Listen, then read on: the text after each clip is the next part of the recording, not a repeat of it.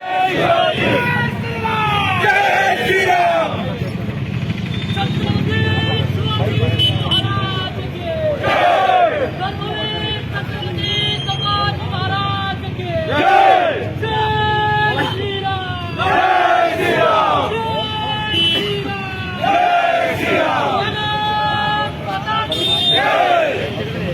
कोपरगाव शहरात 2 गटात झालेल्या हाणामारीनंतर सर्व पक्षीयांच्या वतीने कोपरगाव बंदची हाक देण्यात आली होती। त्यास कोपरगावकरांनी उत्स्फूर्त प्रतिसाद देत आपापली दुकाने बंद ठेवली होती।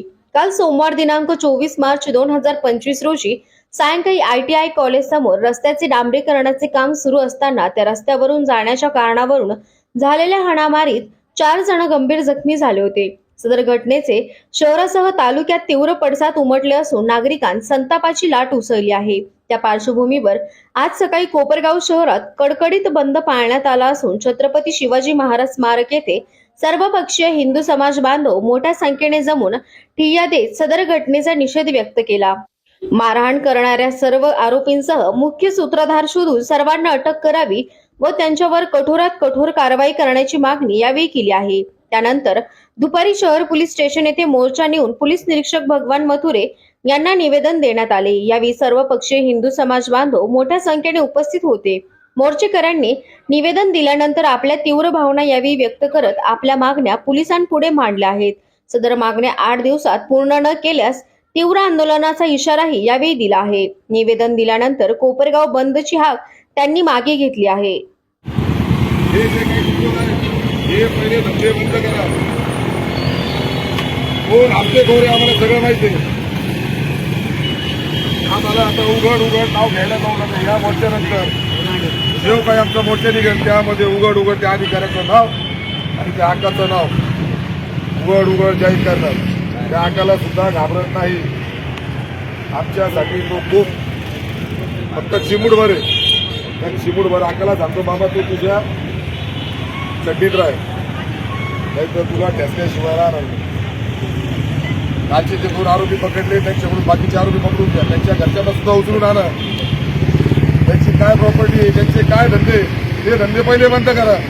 कारण इतका माजलेला बना काल अक्षरशः हातामध्ये घर घेऊन काटे घेऊन दगड घेऊन अक्षरशः मारून टाकण्यासाठी त्या ठिकाणी आलेले होते। अचानक 2 ते 3 मिनिटांमध्ये हल्ला होतो। याचं सगळं प्लॅनिंग असणार आहे। प्लॅनिंग शिवाय हे होऊ शकत नाही। आणि तो ITI कॉलेजचा परिसर त्या ठिकाणी पोलीस प्रशासनाला पुन्हा सांगतो, त्या ठिकाणच्या आजूबाजूचा परिसर चेक करा। पुन्हा सांगतो, अंमली पदार्थाची तस्करी, आमच्या महिलांची छेडछाड आणि अनेक उद्योग त्या ठिकाणी चालतात। त्या ठिकाणी रोज पेट्रोलिंग झालं पाहिजे आणि या आरोपी सोबतचे बाकीचे आरोपी पकडून त्यांना कठोरातली कठोर शिक्षा झाली पाहिजे असं मी या ठिकाणी सांगतो। प्रकार घडला त्याच्यामध्ये वास्तविक पाहता या लोकांनी त्यांना समजून सांगितलं का बा रोडचं काम चालू आहे, तुम्ही भंगारची रिक्षा त्याच्यावर घालू नका किंवा मोटरसायकली घालू नका। त्याचा राग येऊन त्यांनी इतकी अमानुषपणे मारहाण केली या लोकांना आणि 4 जण असताना नंतर 20-25 जण त्या ठिकाणी आले आणि इतकं अशा क्रूर पद्धतीने त्यांना मारहाण केली। आज ते लोक हॉस्पिटलला ऍडमिट आहे। जर अशा पद्धतीने होत असेल, आपल्याला काय कोपरगाव शहराचं नागपूर करायचं नाहीये। सर्वात महत्वाचं इथं सर्व जाती धर्माचे लोक गुन्ह्या गोविंदांनी नांदत असतात, पण काही समाजकंटक ज्यांना हे घडवायचं आहे ते लोक अशा पद्धतीने वागतात। तर त्यांचा बंदोबस्त मी तर म्हणतो ते सारे जे मारणारे ते अतिक्रमणात असले पाहिजे, त्यांचे बुलडोझरनी घरं पाडले पाहिजे आणि त्यांच्यावर 307चा गुन्हा दाखल झाला पाहिजे।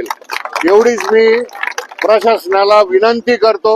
आम्ही आता सीओकडे बी जाणार आहे, सीओला सांगणार आहे जे जे त्या याच्यामध्ये असतील, व्हिडिओ क्लिप आलेली आहे सर्व माहिती, त्या आम्ही काय व्हायरल केलेल्या नाहीये, पण त्या व्हिडिओ क्लिप नुसार सर्व आरोपी धरून त्यांना जेलमध्ये टाकलं पाहिजे आणि त्यांच्या घरादारावर बुलडोझर फिरवला पाहिजे। एवढीच मी प्रशासनाकडे मागणी करतो। जय हिंद, जय महाराष्ट्र।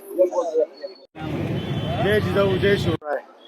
काल ITI कॉलेज रोडला जो प्रकार घडला ते आमचे DB मोरे तेव्हा इथं बसलेले ते यांचे चिरंजीव यांच्यावर यांच्या मुलांवर जो हल्ला झाला ते हल्लेखोर हरामखोर पहिले त्यांना अटक करा. त्याच्यामध्ये हे 2-3 जण नाही त्यांच्यामध्ये 20 ते 22 जण आहे अजून, म्हणजे असे टोटल हे 20 ते 25 जण होते.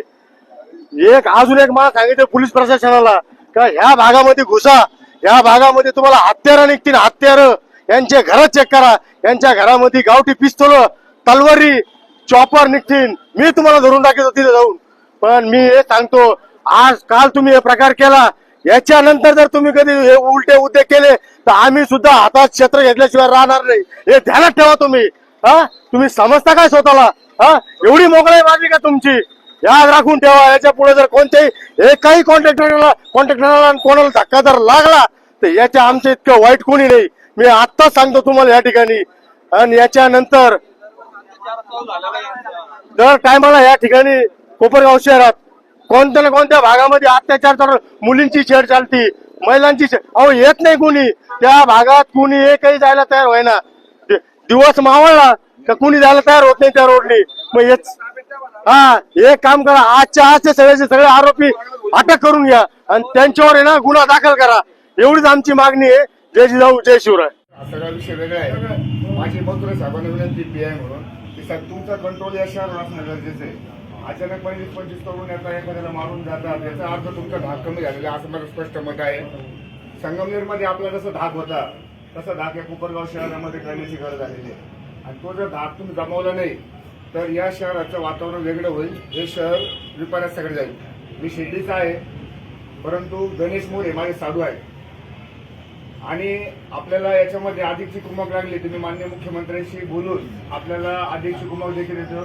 मी आज SP साहेबांशी माझं सगळे बोलणं झालेलं आहे, मी त्यांना त्यांच्याकडे आज जाणार पण आहे, त्या संदर्भामध्ये त्यांना माहिती पण देतो. परंतु साहेब हा विषय माझे नातेवाईक माझे साधू आहे म्हणून नाही, तर एक समाज म्हणून एक काहीतरी टोळका येतं अनावश्यक कारण असताना अचानक 5च मिनिटांमध्ये एवढे लोक जमा होतात आणि एखादा हल्ला करतात आणि तोही हल्ला इतका जोराचा असतो की तो मारून टाकायच्याच प्रयत्नामध्ये अशा प्रकारचा जर हल्ला असेल तर मला असं वाटतं की हे कोपरगाव शहरासाठी अतिशय भीतीदायक आणि पुढच्या दृष्टीने अतिशय धोकादायक देखील आहे. त्यामुळे माझी आपणास विनंती आहे की हे 353 उघड हे किरकोळ कलम आहे सरकारी कामामध्ये, आपण त्याच्यामध्ये मारून टाकण्याचा प्रयत्न असेल, तिथं झालेली त्या ठिकाणी त्याचा दरोडा असेल, त्याचबरोबर 353 सरकारी कामाचे जे काही गुन्हे आहेत ते आहेत. आणि सगळ्यात महत्वाचं म्हणजे याच्यामधला जो याचा प्रमुख आहे, याचा मोर्चा आहे, त्यांनी बऱ्याच जणांनी त्याचं नावं घेतलं, त्याची इनोवा आहे, त्याचे 2 नंबर, मला त्याचं नाव माहीत नाही. तुम्ही त्याला या ठिकाणी याच्यामध्ये सह आरोपी केलं पाहिजे आणि तो ज्यांचा प्रमुख आहे करा आणि त्याच्यानंतर बघा हे सगळं सरळ होईल. त्याच्यामुळं भरत मोरे त्याच्या भाषणामध्ये सांगितलं, मला माहित नाही तो कोण आहे काय आहे, पण तुम्ही त्याला पहिले पकडून आणा. त्याचे 2 नंबरचे धंदे खुलेआम सगळे राजकीय लोक, सामाजिक लोक भाषणामध्ये सांगू राहिले तर तो अशा प्रकारे 2 नंबर धंदे करतो आणि त्याच्यावर आजपर्यंत कारवाई घेत होत नाही. त्याचा अर्थ आम्ही काय घ्यायचा? त्याच्यामुळे माझी विनंती साहेब आपल्याला की आपण या शहराचे प्रमुख आहोत, कायदा सुव्यवस्था व्यवस्थित ठेवण्याच्या यांनी, तर आपली जबाबदारी आहे की अशा प्रकारच्या नावं ज्यावेळेस आपल्याकडे येतात त्यांची चौकशी झाली पाहिजे आणि त्यांच्यावर कारवाई झाली पाहिजे. कोणती इनोवा आहे ती अशी? तुम्हाला ती इनोवा 2 मिनिटांमध्ये धरून आणली पाहिजे, तुम्ही त्याची चौकशी केली पाहिजे. काय कारवाई त्याच्यामध्ये कोणत्या मोठी गोष्ट आहे ती आपल्यासाठी, तर आपण त्याच्यामध्ये कारवाई त्या ठिकाणी करावी. आणि आपल्याला जर कारवाईसाठी जमत नसेल तर तसंही तुम्ही आम्हाला सांगा, मला तरी व्यक्तिगत सांगावं.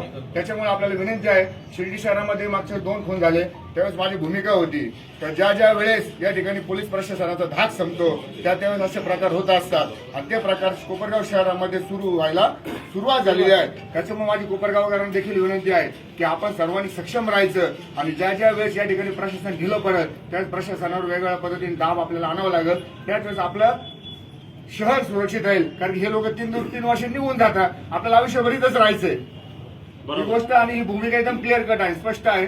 त्याच्यामुळे प्रशासनाला माझी विनंती आहे, विशेष करून आपल्या PI साहेबांना, की आपण याच्यामध्ये कठोर कारवाई करायची. आपल्याला जे करता येईल, जे शक्य आहे ते सगळं करावं. शिर्डी कोपरगाव नगर परिषद CO या ठिकाणी नाही, बहुतेक CO साहेबांना मी भेटणार आहे. ज्यांचे ज्यांचे अनधिकृत आहेत याच्यामध्ये अवैध धंदे करणारे ते सगळे जमीनदोस्त केले पाहिजे. मी आज पालकमंत्र्यांना देखील फोन करतो, त्यांना याबाबत सगळ्या घटनेची माहिती देतो आणि आपण सगळ्यांनी या ठिकाणी जोपर्यंत व्यवस्थित कारवाई होत नाही तोपर्यंत आता आहे भाऊ सांगितलं तुम्ही तो त्याच्यावर जोपर्यंत कारवाई होत नाही तोपर्यंत आपण त्याला सोडणार नाही. काळजी करू नका तुम्ही. त्याच्यामुळे आपण सगळ्यांनी काही जरी झालं तरी या ठिकाणी या ठिकाणी जे गुन्हेगार आहेत त्यांच्यावर पूर्णपणे कारवाई झाली पाहिजे. याच्यामध्ये धर्म वगैरे नंतरचा पण गुन्हेगारावर कारवाई झाली पाहिजे हे आमचं सगळ्यात स्पष्ट मत आहे. मी पुन्हा एकदा आपण सगळ्यांना विनंती करतो की या सगळ्या गुन्हेगारावर प्रॉपर कारवाई करून या ठिकाणी आपण त्यांच्यावर जी शिक्षा जास्तीत जास्त देता येईल त्या दृष्टीने आपण सर्वजण प्रयत्न करू. धन्यवाद. जे मोरे आणि आढाव कुटुंबावर जी घटना घडली ती वेळ उद्या आपल्यावरही यायला कमी होणार नाही. त्यामुळे आम्ही सकल हिंदू समाजाला सांगतो की तुम्ही सतर्क राहा. सामाजिक जीवनापेक्षा आपली सामाजिक आणि धार्मिक उन्नतीपेक्षा जो स्वतःची वैयक्तिक उन्नती पाहतो त्याच्या धर्माला काही अर्थ नाही. तुमच्या वैयक्तिक उन्नतीबरोबर सामाजिक व धार्मिक उन्नतीचा सुद्धा विचार आपण केला पाहिजे. काल घटना घडलेली ही काय कोपरगावसाठी काही नवीन नाही आहे. त्यांना वाटत असेल की ठीक आहे, पण आज जर मोरे आणि आढाव कुटुंबाच्या जागी दुसरा जरी कुटुंब असला तरी आम्ही सकल हिंदू समाज म्हणून ते ठामपणे त्याच्या पाठीशी भक्कमपणे उभं राहण्याचं काम हे सकल हिंदू समाजाने केलंच असतं. सकल हिंदू समाज हा शांत आहे म्हणून कोणत्याही गोष्टीला उपद्रव आपण कधीही करत नाही. समाजकंटकांना कठोर ते कठोर शिक्षा साहेब ही तुमची झालीच पाहिजे. कोपरगावात गो तस्करीचा खूप मोठा प्रश्न आहे. गो तस्करीवर तुम्ही 15 दिवसातून एखादी कारवाई करता, गाडी येते, धरली जाते, परत सोडली जाते, परत तीच गाडी त्याच गुन्ह्यात वापरली जाते. आणि हे करण्याचं काम आमच्या बजरंग दल व विश्व हिंदू परिषदेचे मुलं कायम करतच आलेले आहेत. पण आम्हालाही वाटतं की त्याचा तोडगा निघावा. साहेब हे जे आहे हे आर्थिक ह्यांनी फोफाळलेले लोक आहे. गो तस्करी करून, गो हत्या करून खूप सारा पैसा कमवायचा आणि त्या पैशाचा दुरुपयोग एक विशिष्ट समाजाला त्रास देण्यामध्ये करायचा. लवजिया सारखे लाखो प्रकरणं होतात.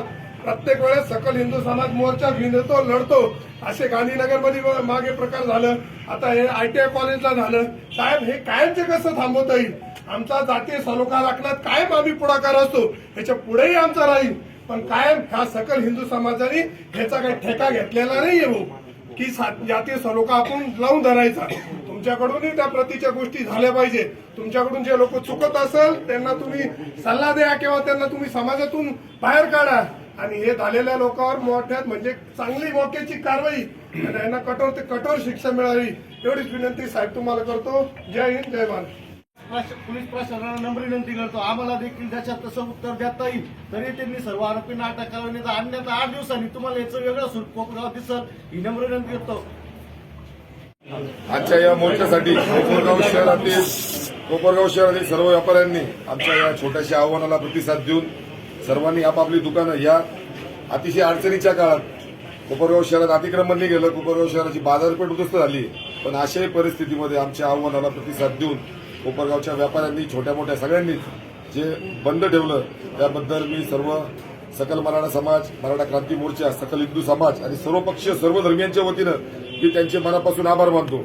आणि शेवट मी साहेबांना एकच विनंती करतो, साहेब हे लोक हे जे बोके हे समाजकंटक हे ज्या गोष्टीवर मोठे झालेत ना त्यांना ज्या ज्या लोकांनी आपले गाळे भाडोत्री दिले ना पहिले त्या लोकांवर कारवाई करा. खरं मूळ तिथं आहे. त्या लोकांनी 200-500 रुपयासाठी त्या लोकांना गाळे भाडोत्री दिले. आज ते लोक तिथे लाखो रुपये महिन्याला कमवतात आणि त्याच्यावर अशा प्रकारचे खालचे कृत्य जे घडले ते कृत्य घडतात. म्हणून मी साहेब आपल्याला विनंती करतो ते गाळे पहिले त्याच्यावर कारवाई करा.